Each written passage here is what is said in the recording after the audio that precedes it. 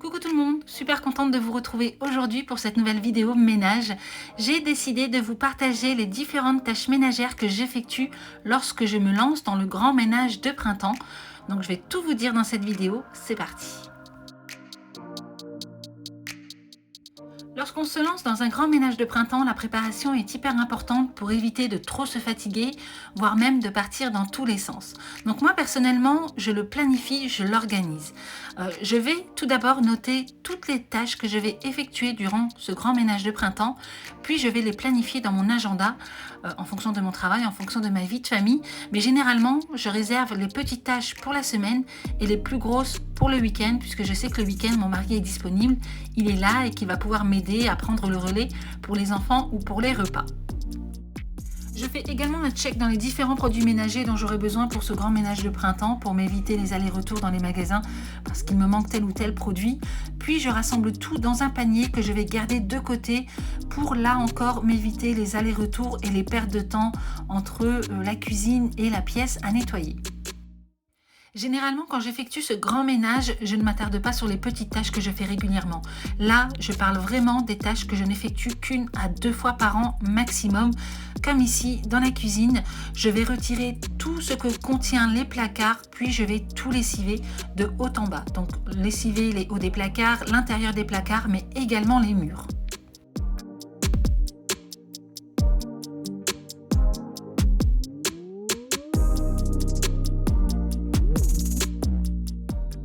S'il y a bien une chose qui est hyper importante pour moi et à faire durant son grand ménage, c'est vraiment de désencombrer son intérieur. C'est vrai qu'au quotidien, dans la vie de tous les jours, on s'encombre vite de choses inutiles, des choses qui sont abîmées, des choses dont on ne se sert pas, rapportées par les enfants de l'école, du centre aéré, du bureau, des choses qu'on achète dans les magasins, mais qu'au final on ne se sert pas, des vêtements qu'on achète mais qu'on ne porte pas, des courriers qu'on reçoit mais que l'on garde inutilement. Donc voilà, toutes ces choses, ce sont des choses qui encombrent notre esprit, qui encombrent notre intérieur. Donc c'est hyper important de vraiment désencombrer votre intérieur pour vous libérer en fait de tout ça. Et du coup moi j'ai appris ces dernières années à le faire 2 fois par an. Donc une fois durant le grand ménage de printemps, puis une seconde fois fin septembre, début octobre. Voilà, comme ça je sais que chaque année ce sont toujours les mêmes dates. Donc chez moi, tout y passe. Après, c'est vrai que la première fois que vous faites un grand désencombrement, forcément, ça va vous prendre du temps puisqu'il y a la réflexion derrière de se dire est-ce que je garde ou pas, est-ce que je m'en sers ou pas, est-ce que je vais m'en servir ou pas. Donc voilà, il y a toute la réflexion derrière qui demande du temps. Mais une fois qu'on prend l'habitude de désencombrer son intérieur régulièrement, eh bien, ça va se faire de plus en plus vite. Et vous constaterez qu'il n'y a pas uniquement le désencombrement qui va se faire rapidement, mais aussi votre routine ménage puisque vous serez plus encombré de toutes ces choses qui vous polluez l'esprit. Après avoir fait un rapide désencombrement dans ma vaisselle, donc là je me suis séparée de tout ce qui était abîmé, dépareillé, voilà ce que je ne voulais plus avoir dans mes placards.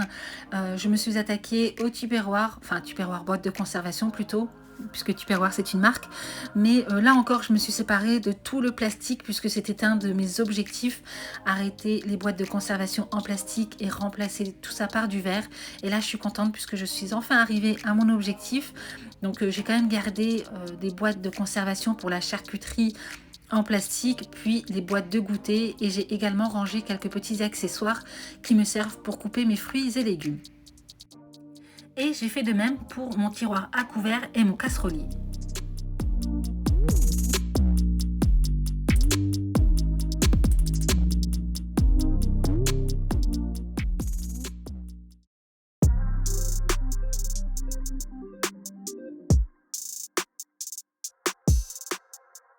On passe maintenant au grand ménage du salon. Bon, je vais pas vous montrer toutes les pièces de ma maison, mais le principe est le même. Voilà, je fonctionne de la même manière pour chaque pièce. Mais là, je vais plutôt m'attarder sur le salon. Donc, j'ai commencé par retirer la table, puis le tapis. Alors, le tapis, normalement, je le nettoie chaque année avec de la lessive à la main, un balai brosse. Je rince, puis je fais sécher à l'air libre. Mais cette année, j'ai fait l'acquisition de l'extracteur injecteur de la marque Bissell pour nettoyer le canapé de mon mobil-home. Donc là je ne l'avais pas sous la main, c'est la raison pour laquelle je ne vous montre pas comment je nettoie mon tapis, mais n'hésitez pas à me dire en commentaire si vous voulez que je fasse un test de cette petite machine qui est vraiment top et avec lequel j'ai nettoyé donc le canapé de mon mobil-home, les matelas, mais aussi tapis et sièges de voiture. Donc voilà, n'hésitez pas à me dire ça en commentaire, je vous ferai ça avec grand plaisir. 2 à 3 fois par an, je déplace tous mes meubles pour pouvoir aspirer et nettoyer derrière, puisque ouais, il y a toujours plein de poussière, des jouets des enfants qui se glissent sous le canapé. Donc ça, je le fais 2 à 3 fois par an. Puis une fois par an, j'aspire tous mes murs, puisque voilà, là encore, il y a de la poussière qui s'y dépose. En ce qui concerne mes rideaux, je ne peux pas les laver, je ne peux pas les passer en machine. Donc du coup, je passe simplement un coup d'aspirateur. Pour aspirer, je commence toujours du haut pour aller vers le bas, puisque voilà, quand on en aspire comme ça, quand on déplace de la poussière, eh bien ça tombe, ça se dépose sur le sol. Donc il faut toujours commencer par le haut pour finir vers le bas. Donc là, tout y passe, aussi bien les murs, les encadrements de fenêtres, mais également mes gros radiateurs en fonte, puisque ça, c'est vraiment un attrape-poussière, mais de dingue, ça me rend dingue. Mais voilà, je suis quand même contente d'avoir des radiateurs en fonte, puisque ça tient quand même bien chaud. Mais voilà, quoi qu'il en soit, il faut quand même le dépoussiérer chaque année. Et là, du coup, j'y vais carrément au plumeau Swiffer, puisque je trouve que ça dépoussière super bien et ça accroche bien la poussière et ça passe partout.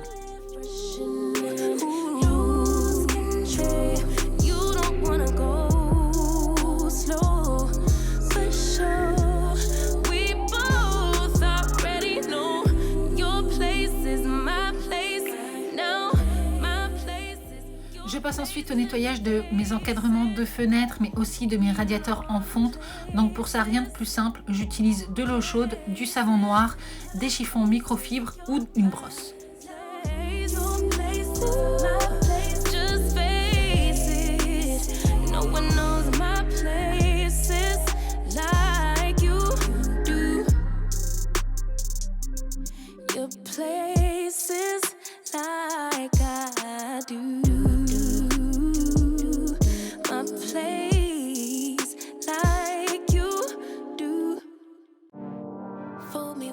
Fool me twice. When you're hiding things, might as well be lies. Can you ever get it right? How long will I let this shit fly? On me demande souvent ce que j'utilise pour nettoyer mes carreaux. Moi, rien de plus simple. Des chiffons microfibres de chez Action qui coûtent 3 fois rien et qui sont juste top. Ils ne laissent aucune trace. Je vous les avais d'ailleurs présentés dans mes vidéos. Enfin, je vous les ai présentés à plusieurs reprises. Puis du vinaigre ménager et franchement, c'est nickel. Après, les vitres, faut vraiment faire attention de ne pas les nettoyer en plein soleil. Mais franchement, un chiffon microfibre et du vinaigre ménager et ça fait vraiment l'affaire.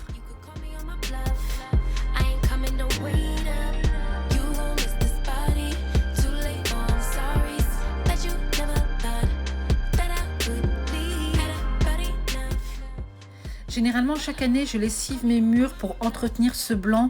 Mais là, je ne me suis pas trop attardée dessus puisque, comme je vous l'ai dit, on doit refaire toutes les peintures. Donc, j'ai simplement nettoyé au niveau du canapé puisque voilà, les enfants ont tendance à toucher les murs. Donc, c'était un petit peu brun. Mais sinon, voilà, je ne me suis pas attardée dessus.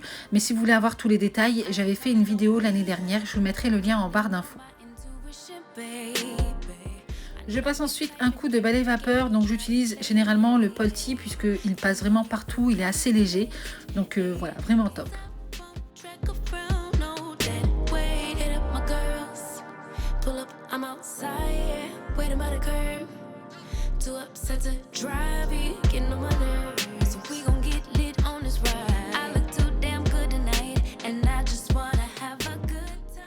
Je remets tout en place, puis je fais de même du côté de la télé.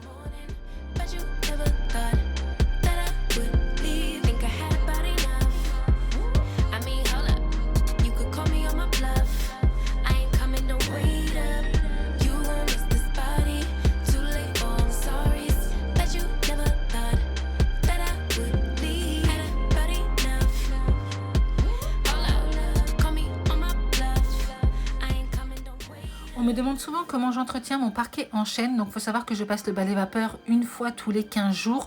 Pour moi, c'est largement suffisant puisque d'une, on n'entre pas dans ma maison avec les chaussures. Et puis le parquet et l'eau ne sont pas forcément bons amis. Puis une fois tous les 3 mois environ, j'utilise du raviveur parquet. Donc j'en dépose directement sur le sol.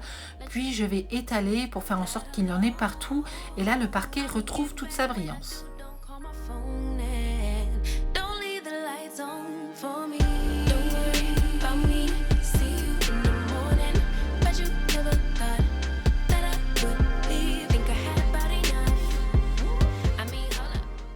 On passe Ensuite, au nettoyage des siphons, alors ça c'est quelque chose qu'il fallait absolument que je vous partage sur YouTube puisque moi je l'ai découvert il n'y a pas longtemps.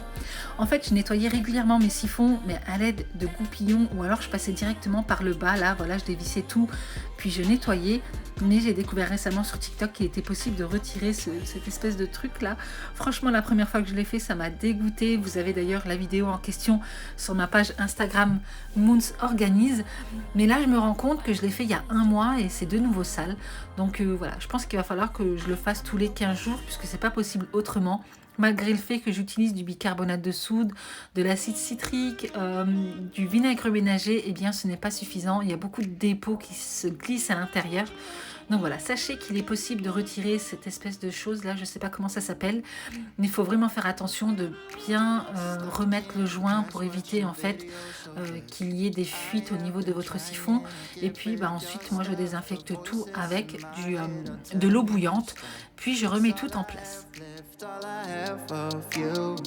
Thought I was more than a body to hold, baby. I wanted you, wanted us to be something more.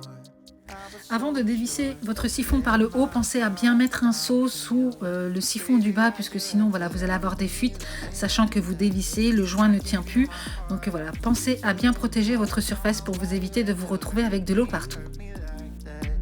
Now I'm messed up, drinking non-stop, just trying to forget you and everything we said, but I can't seem to get these thoughts out of my head. Baby, why'd you have to love me like that, love me like that? Oh, staying inside in my bed. Et pour finir avec les différentes tâches ménagères que j'effectue durant mon ménage de printemps, c'est le nettoyage des joints de carrelage. Donc là, rien de plus simple, je vais simplement bien humidifier mon sol avec de l'eau chaude. Ensuite, je vais vaporiser sur les joints du nettoyant au savon de Marseille. Donc généralement, je l'achète soit chez Lidl, soit chez Leclerc. Donc voilà, là j'en dépose bien sur les joints. Je vais laisser poser une trentaine de minutes, puis ensuite je vais brosser à l'aide d'un balai-brosse. You tore it apart, don't know why you had to hurt me like that. 'Cause now I'm messed up, drinking non-stop, just trying to forget you and everything we said, but I can't seem to get these thoughts out of my head. Baby, why'd you have to love me like that, love me like that? Oh.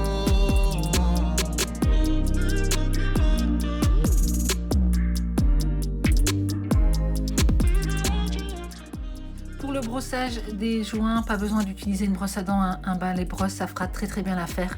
La brosse à dents, vous êtes courbé, vous êtes au sol, vous allez vous faire mal au dos et franchement le balai-brosse est tout aussi efficace.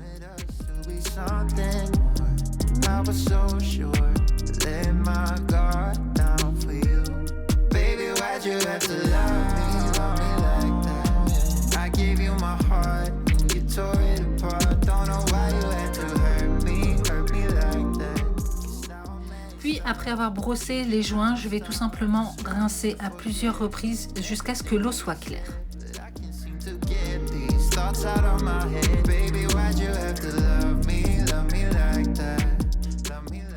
Et donc voilà comment je nettoie mes joints de carrelage. Donc c'est vraiment simple, rapide et efficace. Simplement un balai-brosse, un balai-serpillère, du nettoyant au savon de Marseille. Et puis ensuite il faut rincer à plusieurs reprises. Il faut changer l'eau également, puisque là comme vous pouvez le constater, l'eau est vraiment très sale.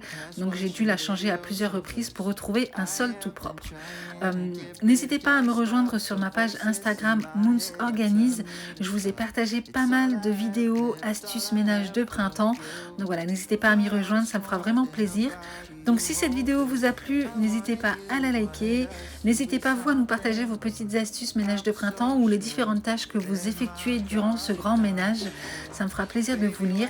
Et donc en attendant une prochaine vidéo, prenez soin de vous et moi je vous fais d'énormes bisous.